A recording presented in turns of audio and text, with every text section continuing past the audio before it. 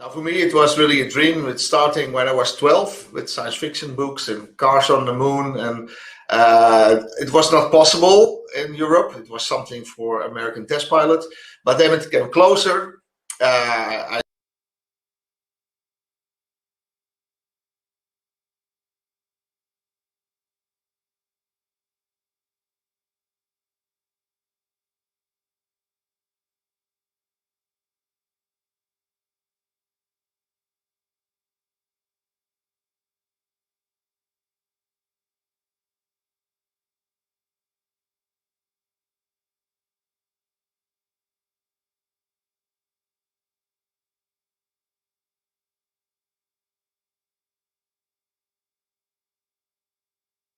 But if I don't try it, I will regret it.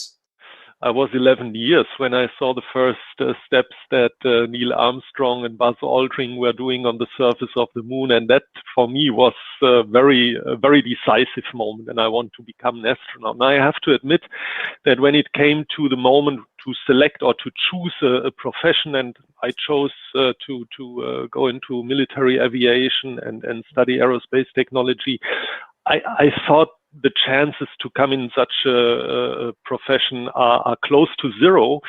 So for all those years, then I kept that very remote. I wasn't really following. But then the opportunity came up. I was aware of the selection process that ESA was going. I thought, now or never.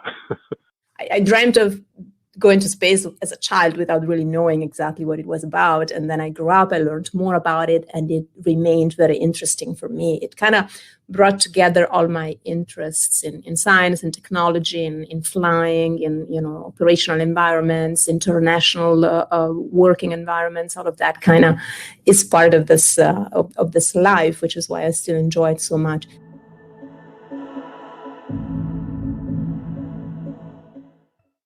Team players, that's what you look for. You look for people who are not there for themselves, but people who you can work with. You work with astronauts are just the hands and the eyes of the people on the ground. So you deal with all the engineers and the specialists and the scientists on the ground and on board as well. Sometimes you do experiments alone, and then you can spend the whole day in one lab and do your stuff. But a lot is with your colleagues. Maintenance, repairs, that you need the others as well. And then it's very pleasant if you have real team players. That's an important one. You certainly do need a lot of manual skills. That's a little bit and sometimes not so obvious to people. That there is this idea of astronauts as being great scientists or athletes, and none of that is true. I mean, we know a little bit about science, and we do try to keep in shape and be athletically fit, but we're certainly not athletes. But certainly we do need good manual skills, especially on space station, because everything that does not require somebody there to use their hands, they can do from the ground.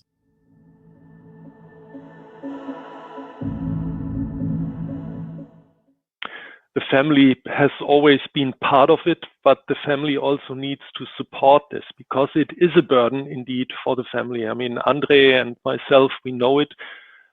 Being in the training means a lot of traveling, international travel.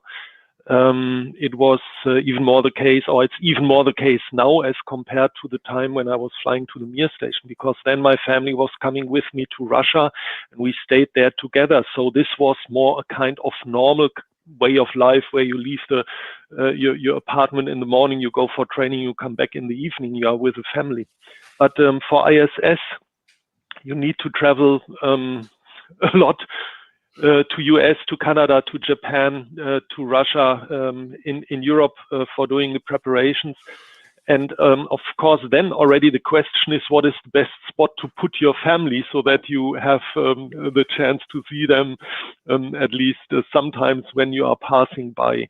There's times in this career when, you know, your job really becomes very prominent, and certainly when you are in training for a space mission, obviously when you are in space, and certainly the first few months when you come back, you certainly have very little time for your family, and that's a fact. And then your partner, the other parent, has to step in. That's how it works. Well, the contact is difficult. We have different time zones. When I wanted to call home, they were asleep because I was in Japan or in Canada, something like that. Actually, I spoke more with my family and my wife when I was on board on the space station, because we had Greenwich Mean Time, similar time. So that's an issue, but you grow into that as well.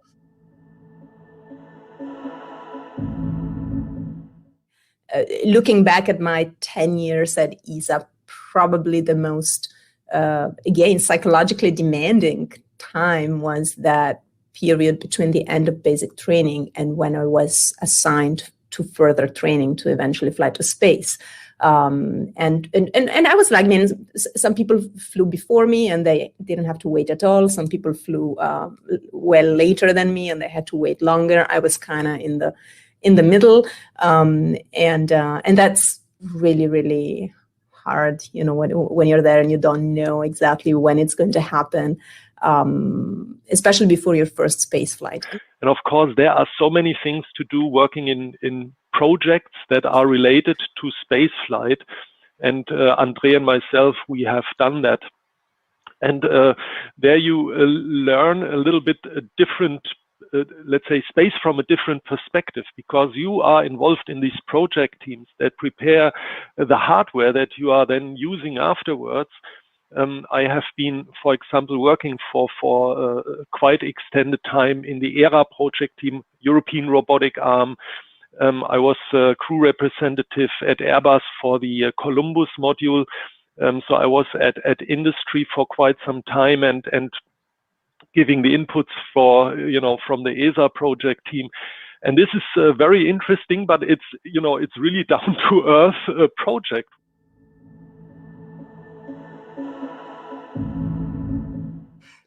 But be aware, everybody has problems with it. They can make the multitasking test so difficult, nobody passes it. So that's the whole idea. So sleep well and, well, do your best, be yourself. Don't try to be an actor. Don't try to play anything. Don't pretend you are something different than what you are. And I think with this attitude, it's the right thing to get through the exams. It's not a specialist job. Nobody is going to evaluate how good you know orbital mechanics.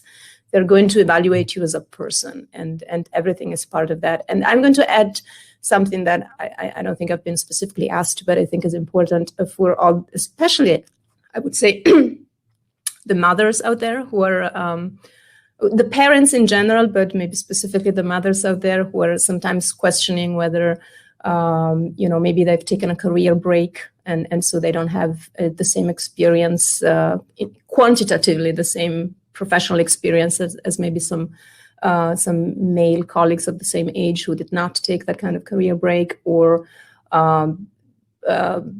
you know, they just feel that they have not devoted themselves 100% to their job as maybe some of their male colleagues have at the same age. So keep in mind that you learn a lot and you grow a lot as a human being by parenting and by becoming a father or a mother. And so everything that you feel you have learned and has helped you grow and become a more mature human being, be aware of that as a strength and sell it as a strength.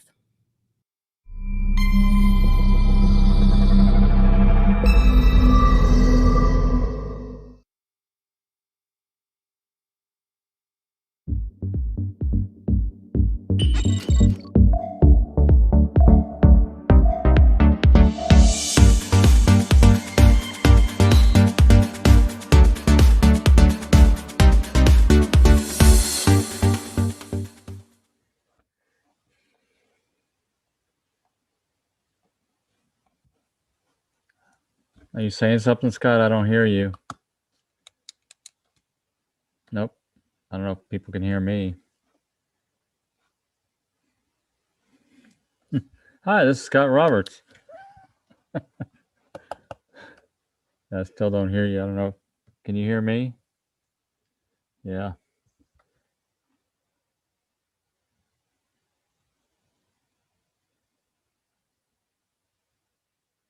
Well, everybody, welcome to this episode of OpenGOTO Community. I'm going to speak for Scott for a minute while he gets his sound worked out. I'm not sure what to say. He always has good things to say at the beginning of the show.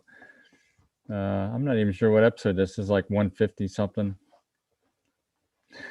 And I don't see the things he does because he's got this. You can see everybody that's logged in and in the chat room and everything. I don't look at that, so I can acknowledge everybody that's watching. Welcome to the show. I appreciate you being here. I'm going to get my part out of the way up front so Scott can take the rest of the show.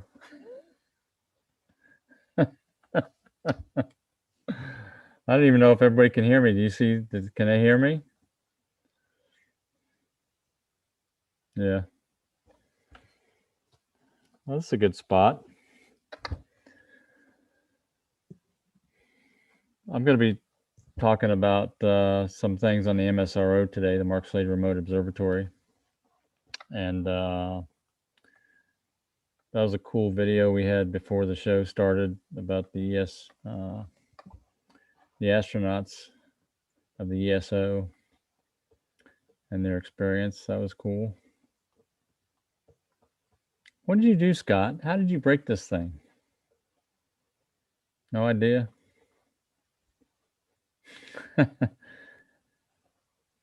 We need a lip reader and a signer for the deaf people, since we can't hear you. We're all deaf. I can almost read your lips a little bit.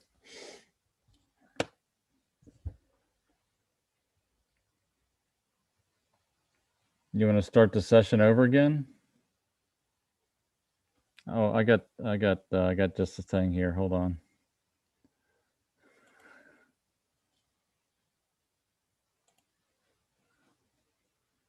I got just the thing. There you go. Is that good? Yeah, please stand by. Please stand by.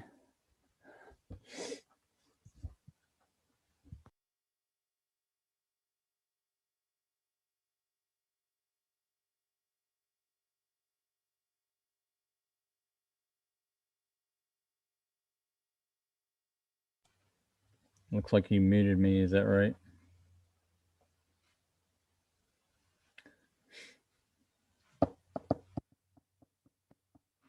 We can do 30 minutes of this.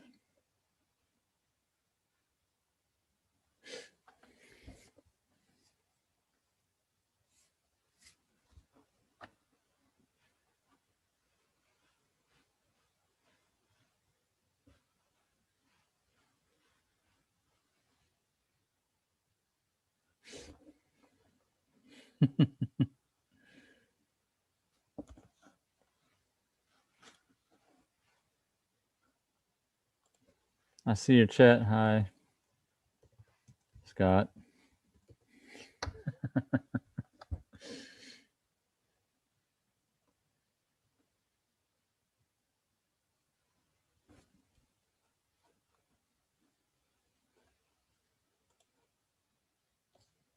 You want to punt? Start over?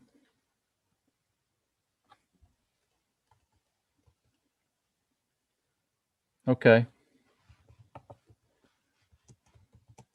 So Scott wants me to continue with my segment, so I'll do that. And I'm gonna kind of wing it because I'm just going to show you some things on the Mark Slade Remote Observatory. Let me change my background again here. Back to where it was. Oops, that's not it. That one. Well, good.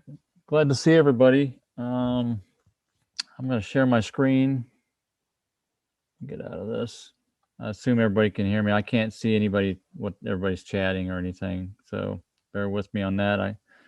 I'm going to share the desktop of the Mark Slade Remote Observatory. And I'm going to show you basically some things about it. I'm going to look at my TV to see if I can see it on the screen.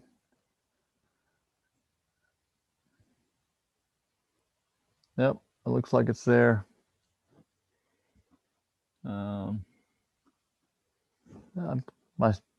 Looks like my window covers up the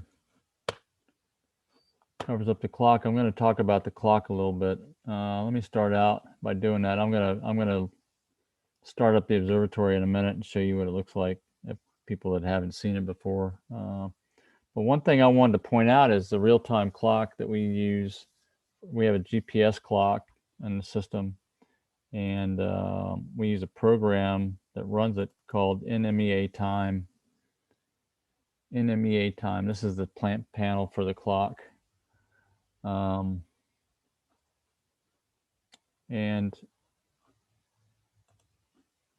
we can look at all the satellites that are being received for the time signal.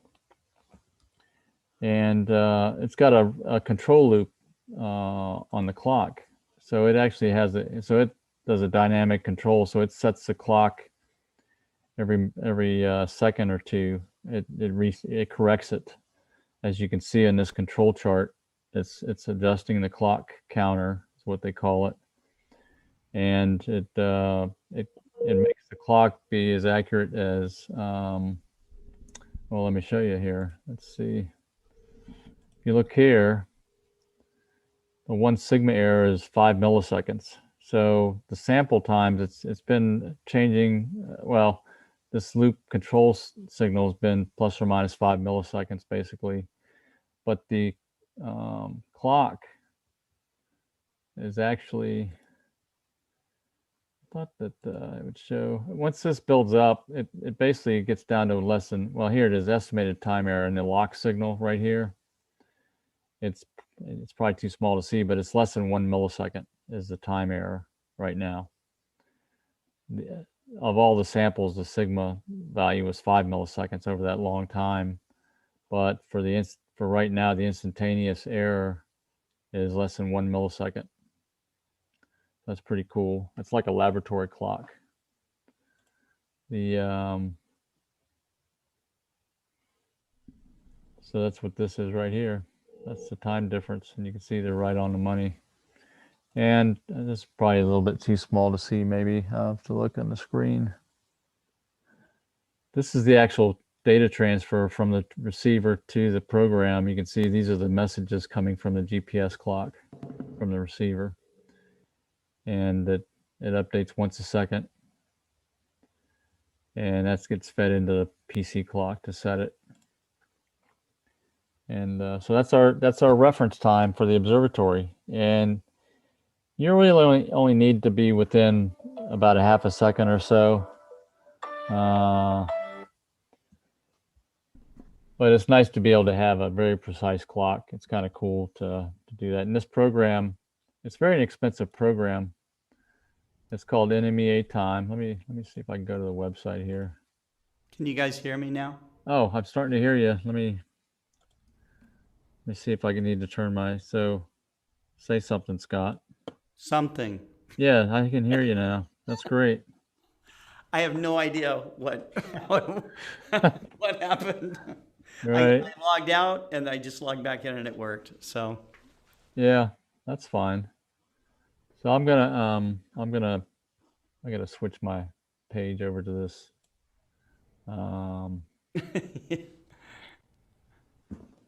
Actually, that's on this. Okay, so you can see this website. I'm going to zoom in on it so you can see it a little better. what is this? Oh, this is your PC GPS clock thing. This is the time. This is the accurate time reference that we use with the GPS receiver. Yeah, and this program's only $20, so that's a bargain for a laboratory quality clock on your system. Oh yeah, it's like an atomic clock or something, right? Yeah, pretty much. exactly. The GPS clocks from the satellites are all atomic clocks, and then this gets you to within 1 millisecond of the GPS time. So this is it. This is what we use, and it's a great system. Let's see. And so that's the clock. So I wanted to. Did you want to do something? Let me release my. I'll get back to this.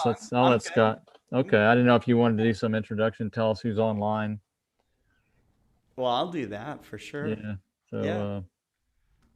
Yeah, we've got. I talked a little bit about this at the beginning of the program, although I don't know that anybody heard me. So No, right. First one to sign on was Pekka. I'm gonna stop share. You can get your face up there so you can talk to everybody. And then we have Mike Wiesner and Bergman Scooter and Jeff Wise, Martin Eastburn, Cameron Gillis is on, Richard Grace. Howdy, y'all. I like that howdy. Yeah. Mm-hmm. I'm from Texas. I was born in Texas. So we use the word, we actually use that as a real word, howdy. Howdy. Yeah, howdy. That's right. Howdy. That's right. There's other contractions like why don't you is why'n't you? Oh, that's cool. Why'n't you do that? Howdy, why'n't you do that? You don't have time to talk, so you have to contract it. You have to. Well, yeah, it's a busy world in Texas, Right. So you got to use why'n't's. Let's see. I'm not knocking them. I have a great time in Texas. So Jeff Wise says, hi, Cam. I made 47 observing lists. Now, Cam's been encouraging and inspiring everybody to make these observing lists and reporting their observations and stuff like that. Cool. It's cool. It's cool. It is. I've got a program that I use. What is it called here? I don't use it that often, but I've used it in the past. I thought I had it on the observatory. Mm-hmm. It's called Astro Planner. It's been around for a while, but it's a really good program for keeping track of observations, and you can actually control your telescope with it also. I'll bring it up on the screen. Oh, that's cool. You should show it. Does it work with the PMCA? Yeah, it controls them out. It's just ASCOM. Just ASCOM client like any other ASCOM client. It's not just ASCOM, it's ASCOM. Let's underline that. Okay. It's the ASCOM. I use the ASCOM. I use the ASCOM to control the telescope. Just like I use the Google to search for things. Or the DuckDuckGo. Yeah. I use the DuckDuckGo. Oh, you like DuckDuckGo? Because no one knows what you're searching for or something. Right, it's exactly. somehow hidden or they give different results. It's interesting to see. But I like to preface everything that's important with the word the. Yeah. That's right. Well, that makes it more official. Yeah, so I work for the Scott Roberts.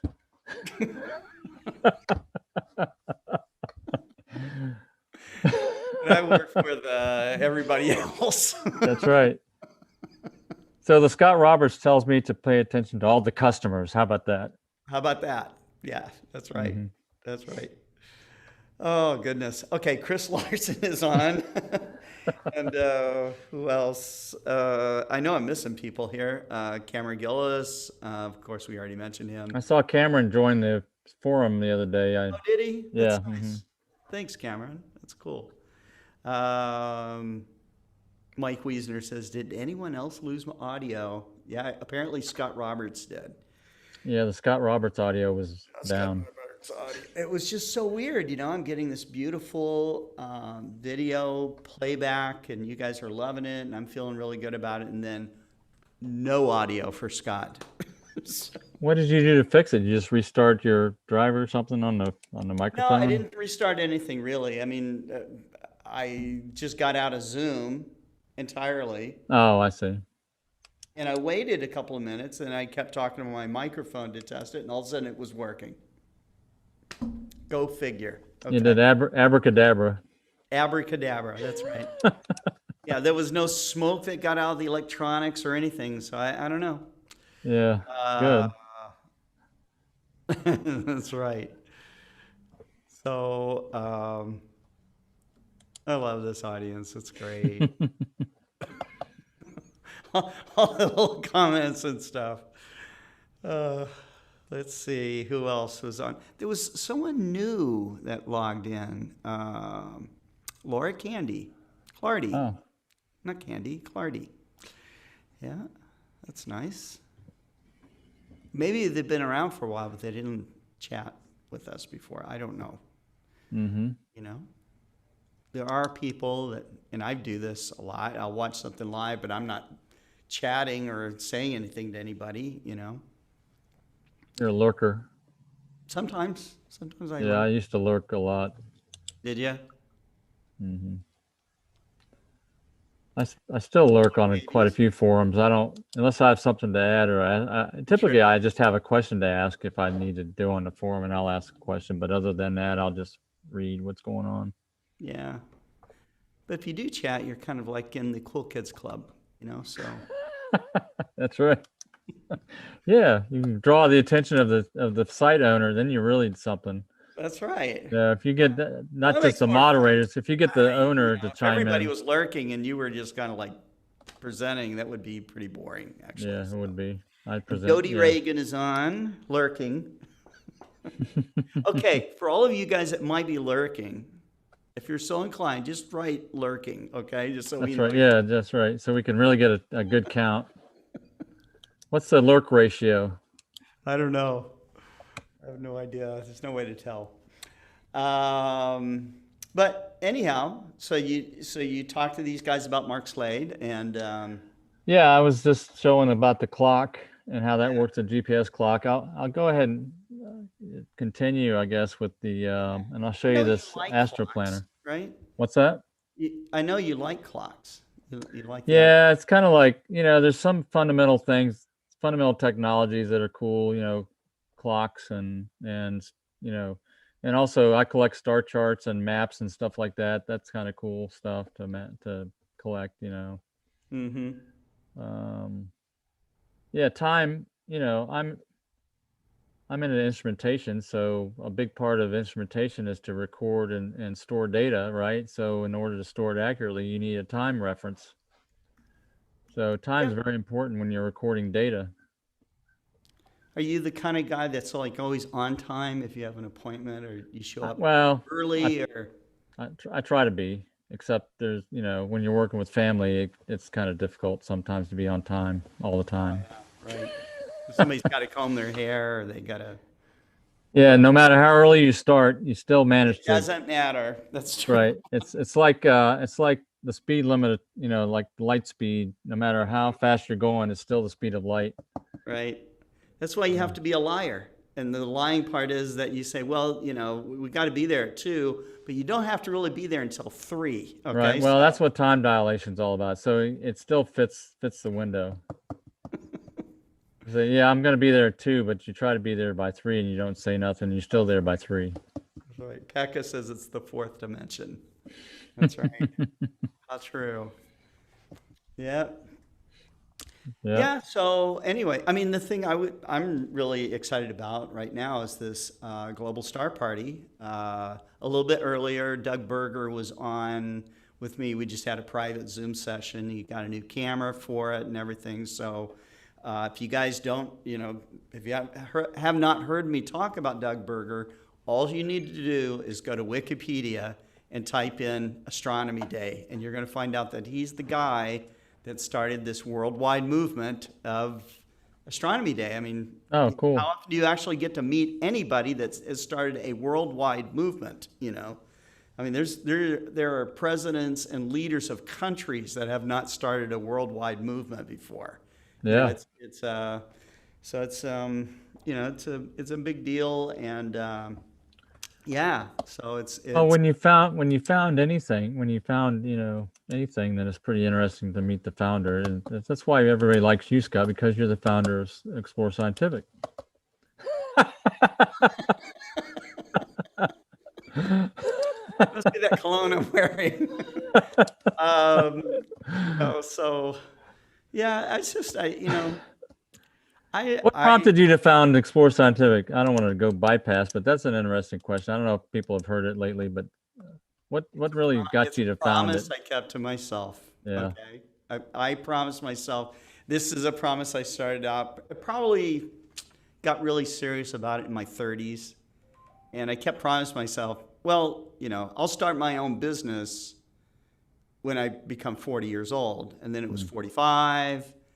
And then I'm heading up towards 50 and I go, wait a minute, there's not, if I live to be 100, okay, I'm not going to be going to work that often when I'm like 99, for example. Okay. Right. I started reeling that back and going, I'd like to be in my own business for more than, let's say, 5 years and then fall over dead, So Right. I thought You that got that done. right. You managed that goal and you got past 10. Oh man, yeah. So we're past 10 years right now, and I'll be 61 this summer. So I made it just under the wire. Don't you mean I just thought I would 62? feel really terrible if I didn't keep a promise to myself. Don't you mean 62? Yes. Because I'm 61. I'll be 61 next Yeah, week. and I'm older than you are. 62. That's right. Oh, God. Terry, why did you ruin my whole year? Yeah, you thought you were going to be 61 younger. for the rest of your life. You could be 61 for the rest of your life. Oh. So, anyways, it feels the same, folks. So once you get past 60, 61, 62, it's all the same. Okay. Yeah, it is. It is. Yeah. Yep. But no, I'm totally excited about the 45th Global Star Party. We're starting it earlier, 6 o'clock Central. Oh, really? 6 o'clock Eastern. So, Is that so because we got people in Europe getting on? No, it's because the guys from the Royal Astronomical Society of Canada wanted to Oh, start so early. so we're not going to see any observations till later because it doesn't get dark until 8 o'clock, That's true. 9 o'clock. And so, this lineup of speakers, it starts off with me introducing Karam Jaffer and Russell Freilich. And those two guys are the RASC Montreal Center Public Events coordinators, okay? And Kareem is a professor in physics and astronomy, and Russell is an associate professor in business. So that's really cool. They're going to introduce David Levy. David is the president. He's the honorary president of the Royal Astronomical Society of Canada, the Montreal chapter. Cool. Then we may have a surprise visit from Doug Berger. We're hoping that he can loosen up his schedule for us. But that would come on. And then a gentleman named Trevor, I may get this mispronounced. It's Kjorlien, Jorlien maybe, something like that. Anyways, his talk is on urban astronomy and a live viewing of the waxing crescent moon. He lives in Montreal. Trevor runs Pluto Astro, a little company that does events, workshops, and live streams, teaching people what they can see in a light-polluted urban sky like Montreal. Nice. Then Stella Kafka from the AAVSO is scheduled to be on. Oh, Stella's going to be on. Good. Yeah, so that's always a pleasure. Nicole Laporte, Astronomy Unplugged, taking a break from technology and screen time, how a simple setup can be used to star hop, observe, and draw celestial wonders of the night sky. It's kind of like Global Star Party Unplugged, like I did just earlier, where I'm unplugged and you can't hear me. Right. Right? Yeah. Unplugged. That doesn't mean you go crazy or anything. Work, does it? I don't know. Anyways, but I'm Nicole. I'm going to be all eyes and ears. So it's going to be good. Carl Petrich, building optical devices. He is the RASC Montreal Center Director of Special Projects and Gadgeteer Extraordinaire. I like that. That's that a cool title, Gadgeteer. Yeah, that's right. And then Pierre Paquette, or Paquette. And You got a launch going on? yeah, right. Patricia is, Patricia. Patricia just called me. Pierre Paquette is an astronomy ambassador of the Royal Astronomical Society of Canada, affiliated to the Montreal Center. He's been an amateur astronomer for the past 35 years. His interest encompasses ancient instruments and the history of astronomy, the study of the movement of the solar system bodies, deep sky objects such as galaxies and nebula, as well as astronomical tourism. He is the main presenter at the National Geographic Night Sky Odyssey in observatories in Glen Sutton, Quebec. And he pilots the magazine, website, and Facebook page Astronomy Quebec since 2012. Should be a fascinating speaker. Then we'll end up with the Astronomical League with questions and door prizes. We'll take a 10-minute break. We come back with shuttles and rockets galore with David Schumann. He's the RASC Montreal Center Director of Research and Development, space program enthusiast, and astrophotographer. Then we have Emily Laflec, maybe, pursuing astronomy through education and outreach. She is graduating honors and planetary science undergrad at McGill University. She's going to be entering a PhD program in planetary sciences at Purdue. She is currently the education team lead for the McGill Space Group, as well as the founder and chair of the RASC's Next Gen Committee, a founder of what is now the JAC Space Club. We have some really heavy hitters here. This is cool. Then we got Virginia Pacheco, an RASC Montreal Center past director and youth member, and a JAC alumni. She is currently doing a double major in honors physics and mathematics at Bishop's University, and one of the founders of the Bishop's University Astronomy, Mathematics, and Physics Society. Wow, some really brilliant people here. Cesar Brolo is going to join us. Not sure what he's got up his sleeve as far as a talk, but he always brings something great. Peter Williamson, remote telescopes for outreach and processing NASA probes. He's a freelance freelance astronomer based in the UK, delivering talks and projects to the classroom. So he also works at the BBC as a local radio as an astronomer. That's cool. Nice, yeah. Yeah, right? He also is an advocate of using the arts to promote science. To this end, he delivers talks on the mix of music and space through the centuries. So that's going to be very, very cool. On his program, I guess his radio program, he reaches 250,000 listeners worldwide. That's amazing. Dr. Enrique Gomez, the Appalachian Star Song Project, Kids Making Music with Starlight. He's an associate professor of physics and astronomy at Western Carolina University in North Carolina, where he studies supernova, models of stellar outflows, and does research in astronomy education. He got his PhD from the University of Alabama, doing his dissertation on gamma ray bursts and this supernova.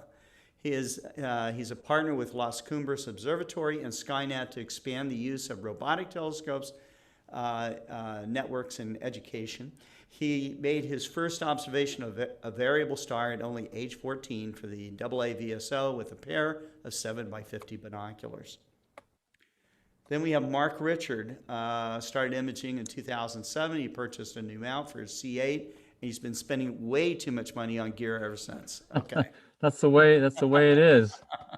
Adrian Bradley is going to be with us to, I think, continuing talks on astrophotography, probably also on light pollution, which he is certainly a champion of protecting dark skies. Deep Sky from Downtown, or How I Learned to Stop Worrying and Love Bortle Nine Skies. That's from Koa Tran, and he wants to share his experiences of trying to image deep sky objects from the Plateau neighborhood, basically right downtown. Over the past year plus, lockdowns, curfews, and travel restrictions have combined with being a new parent, largely forced him to stay home and observe an image under the skies he has available to him. He says, I use a basic cobbled together unguided rig. While my images will never make APOD or rival anything taken by more sophisticated equipment under darker skies, they are still surprisingly pleasing. Good man. Well, that's all that matters, is that they do what you want, right? As long as you're happy with the images and you can share them with your family, that's all that matters. That's right. That's right. We have Gerald and Dominique McKenzie. Dominique's a retired high school teacher in adult education who first became interested in astronomy as a child when she received a Tasco 40 millimeter as a gift. Hey, I'm in the 40 millimeter club too. I have my Kmart 40. So Gerald is a retired information systems auditor, corporate microcomputer consultant, and programmer. He became interested in astronomy when Dominique bought a telescope in the 90s. After retirement, with a little more leisure time, they bought a TeleVue 85 and a GOTO mount in 2016. They live in Bortles 6 area and wanted to see more details of the fuzzies. In 2018, they bought their first astro camera. And then there's Ben Chu Tang. He is the RASC Montreal Center Director, Treasurer, and avid astrophotographer. So we'll probably see some great stuff in there. We have Cameron Gillis, who decided to join us. He says he wants to make his contribution about his sky survey adventures, including visual and smartphone astronomy evolving into astro imaging and automation to enhance our community's enjoyment and accessibility of our beloved hobby. We'll take another 10-minute break after that, and then after party, bring your own bottle, okay? Yeah, right. That's quite a few people. That's quite a select. That's quite a. It's list quite a of lineup, people. and yeah, it is. It's everyone. I'm sure there's others that have not yet RSVP'd for this. But if you're listening and you want to be on the show, like Richard Grace, I'm talking to you.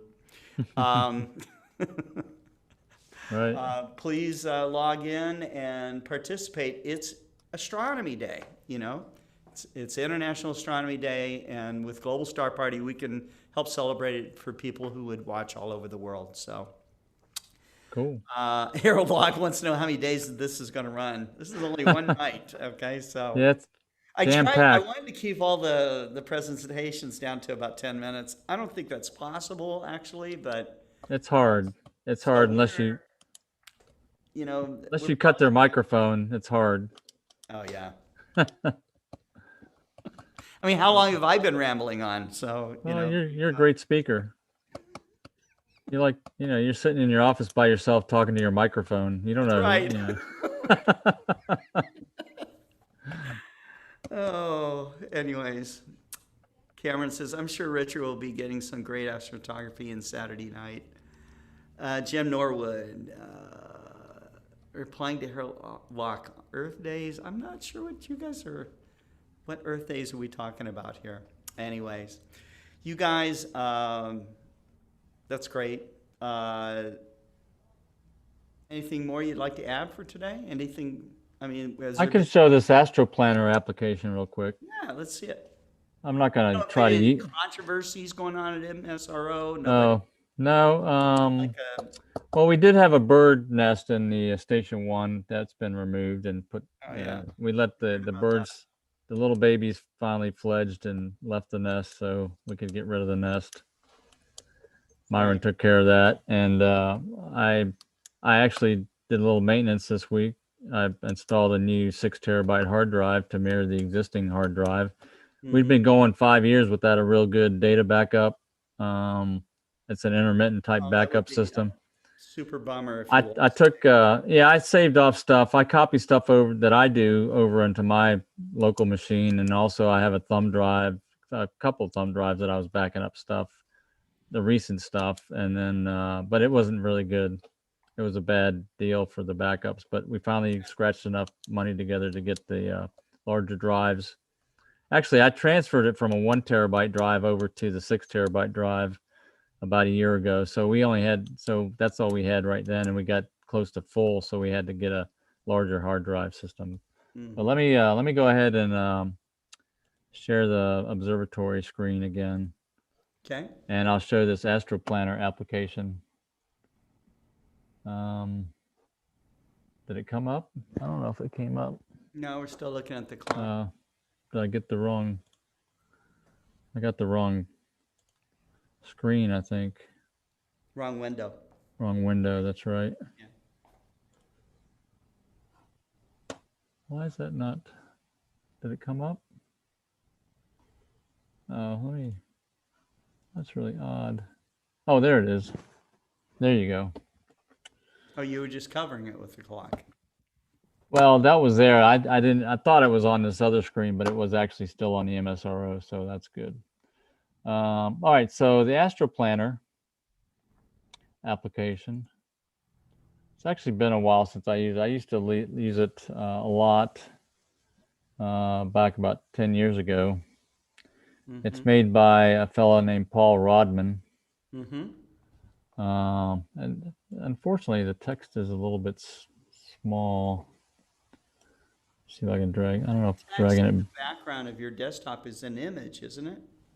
Yeah, that's an image. That's so my desktop. Yeah, so let me show you that stuff. So just real quick, this is the desktop image that I created. It's an image. Yeah. That's got all kinds of information for people to remind them of different things. It's kind of cool to have, you know, like the checklist over here on the right hand side, and it talks about the instruments a little bit. This I haven't updated this. It's actually not quite right now, but anyway, it's kind of cool to have that. And that's something that I learned at the nuclear plant to set up displays for screensavers and stuff. You have different information available. But this is the program. You got a database to find objects in. Let me see here. I'm trying to figure out. So you can connect to your AstroPlanner. You can connect to telescope. I don't think I have test telescope communications. Writing serial ports.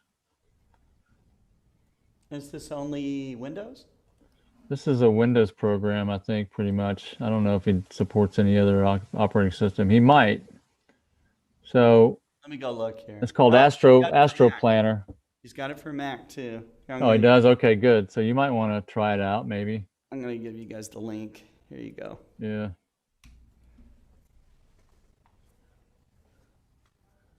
Let's see. Object. Open catalog. Let's see what this does for us. So, Bright Star catalog, Messier. Let's look at the Messier catalog. So it's kind of a textual observing log program. You see down here where you get the catalog. So let's say you're going to observe M3.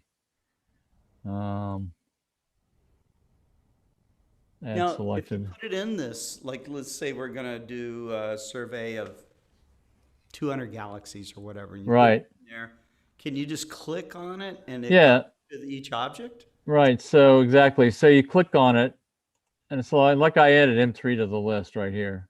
Yeah. And it shows the star chart location, kind of like Explore Stars shows where it's located at. It's very see down here. Yeah. And let me try see if I can make this bigger. Does that help? That doesn't help much, does it?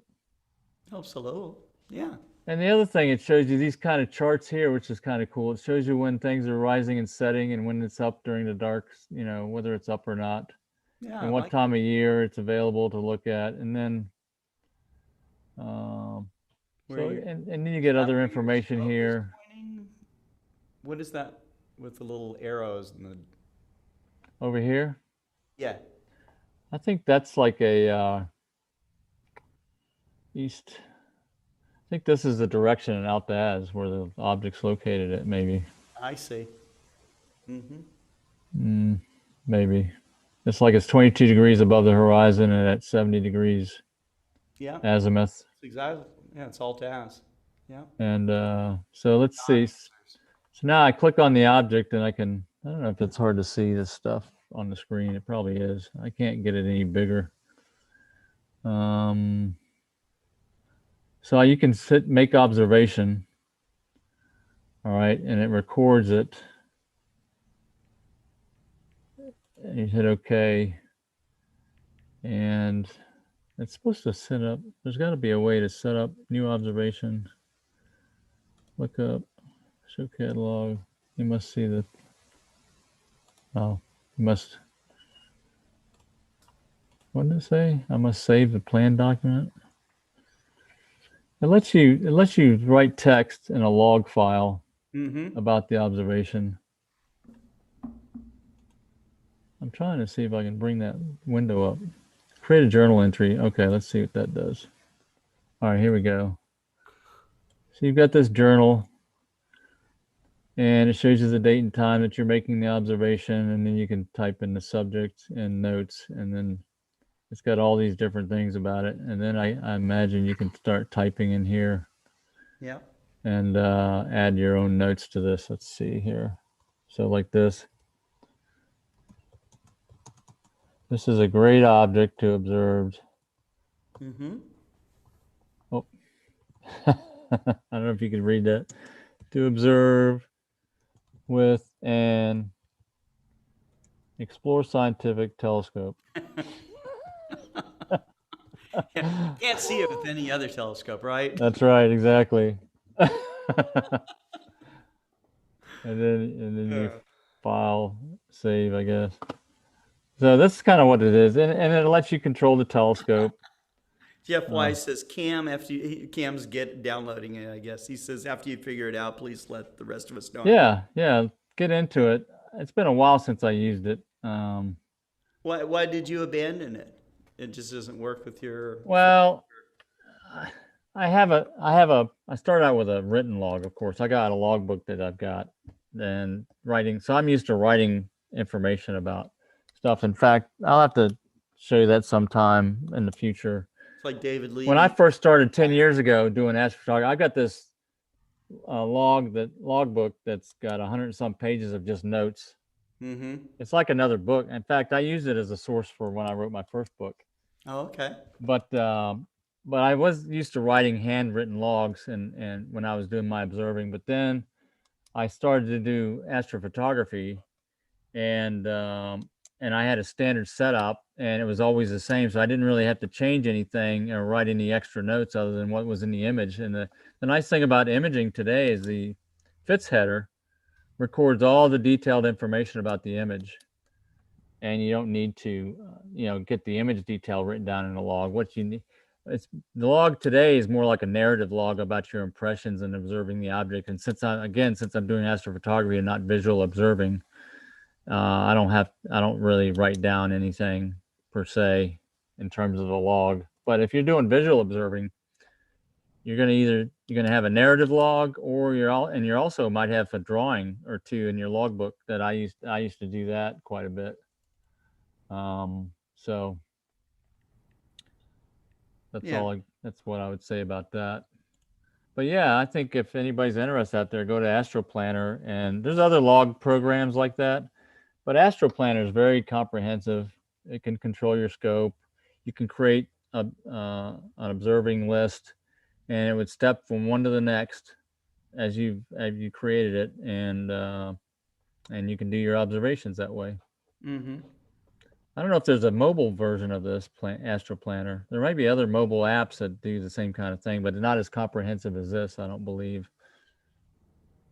Well, let's find out. But this program's been around for a while, for at least 10, 12 years. Let's see when it started. Oh, this first version of this program was out in 2002. So it's been around for a while. That is a while.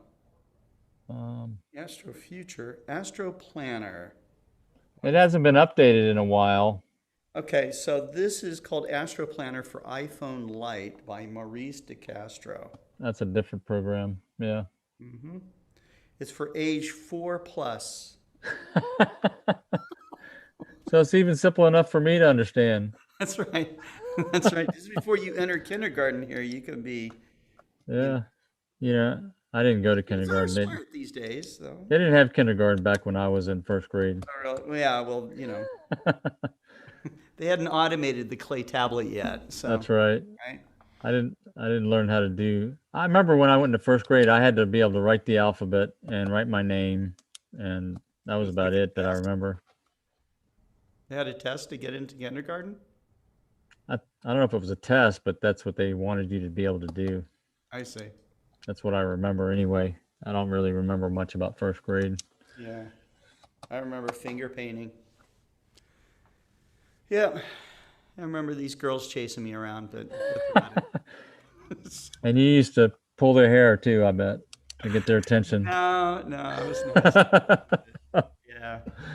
Let's see. I think the only bad thing I did in kindergarten one time is I got taken to a restaurant and I ordered a cheese sandwich and I didn't like the way it looked and I threw it back at the waitress. I got in a lot of trouble that day. Still scarred for life over it. You got a little thump in the head, probably. That's what my dad used to do. My dad used to reach around and thump us in the head if we started acting up. I needed that. Yeah. No, I think I got a whooping. So Yeah. kids don't get whoopings anymore, right? Well, It doesn't happen. different time. Different time. That's right. Well, guys, it's been fun today, actually. It's even been fun when I didn't have any audio. You know, I felt like a mime or something, you know.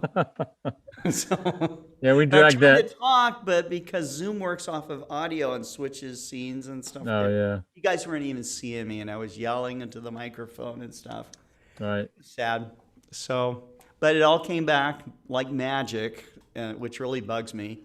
And Yeah, that's frustrating when you don't know why things happen why? and you don't know why it comes I'm just back. standing there, and all of a sudden, I can see the volume bars start to work. And I'm like, what see. happened here? You know. So I thought, well, maybe it was because I didn't restart my computer, but I did. You know, so Because there's a stealth mute button somewhere that you hit accidentally. I don't know. It could be a hidden mute. Hidden mute. That's what a lurker is. Is a hidden mute. That's Oh, right. really? Oh, we're gonna burn for that one, Jerry. So. Yeah, I know. All right. Well, thank you, everybody. Thanks very much. Thanks for tuning in. You know what? I'm going to play a little bit more video right now, and I want to know if it sounds the same because it sounded so good before. So if you guys tell me what it sounds like, okay? A lot of videos you play are really low sometimes. Yeah, and they sound hollow, and I don't know. So let's see what it sounds like now.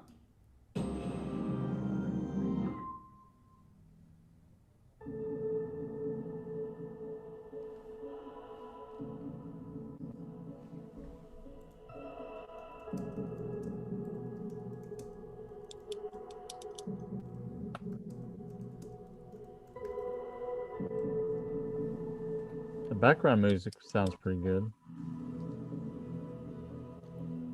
Oh, it says the sound is muted. For me, it was really a dream. It's starting. Oh, that's 12. reasonable. It's a little bit lower than our audio, but it sounds pretty good. It's not possible. So what do you guys think?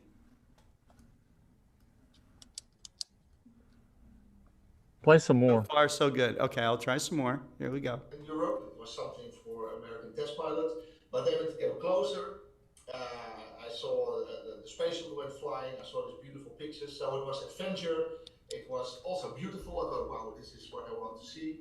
And I learned how useful it was, all the good things that we do with spaceflight. So it's the combination of those three: adventure, beauty, and usefulness that I thought I'm going to try this. But then, of course, you need to wait for an opportunity, like all the applicants now. I was very motivated, so I was checking when there were new selections, like a lot of people now. And I knew that the chances were very small. Why don't you fast forward it to another speaker? Lots of good people.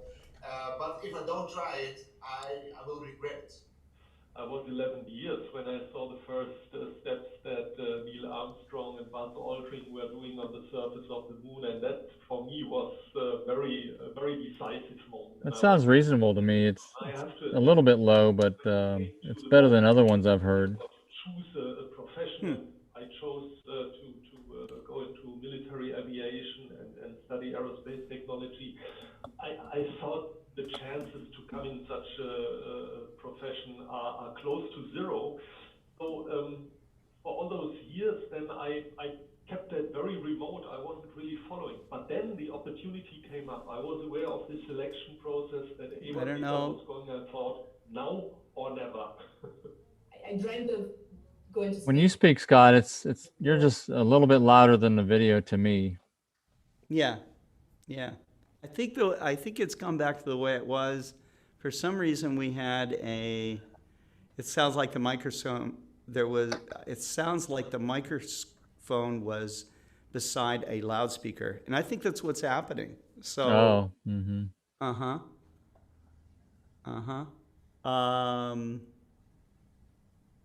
I need to dive into this more. So we got good audio before, like perfect audio, and now my microphone. So there's a argument somewhere. So we either get Scott audio and not great video audio, Yeah. or Scott and great no Scott. No Scott. Yeah. All right. Okay. Thanks, guys. Thanks for letting me practice with you guys. Yeah. Any final things from the audience? They're helping us out here. No questions? I don't think there's any questions. No. I think we're all good. You guys have a great night, and thanks a lot, and we'll see you tomorrow. Okay? Take care. Jeff Wise, microscopes tomorrow. No, Kent Martz is going to be on tomorrow with First Light. So we're going to do microscopes next week. Thanks, Jeff.